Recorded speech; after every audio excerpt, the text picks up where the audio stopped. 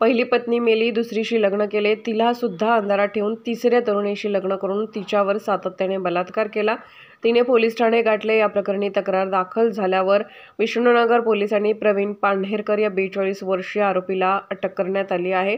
त्याला न्यायालयात हजर केले असता न्यायालयाने त्याला 2 दिवसांची पोलीस कोठडी सुनावली आहे. प्रवीण याने अन्य काही महिलांसोबत हा प्रकार केला आहे का याचा तपास पोलिसांनी सुरू केला आहे.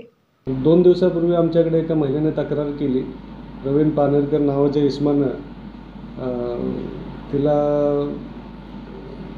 गुंगीचं औषध देऊन तिच्यावर अतिप्रसंग केला आणि त्यानंतर तिचे न्यूड फोटोज काढून ते ब्लॅकमेल करून वारंवार तिच्याशी तसे संबंध ठेवले. त्यानंतर तिच्याशी लग्न केलं. पण वास्तविक याच्या पाठीमागं त्याचं पहिलं लग्न झालेलं होतं. त्याची पत्नी पहिली मयत झाल्यानंतर त्यानं दुसरं लग्न केलं आणि दुसऱ्या पत्नीशी त्याने डिवोर्स न घेता देखील त्याने ह्या महिलेशी लग्न केलं आणि तिची फसवणूक केली म्हणून त्यांनी तक्रार दिलेली आहे.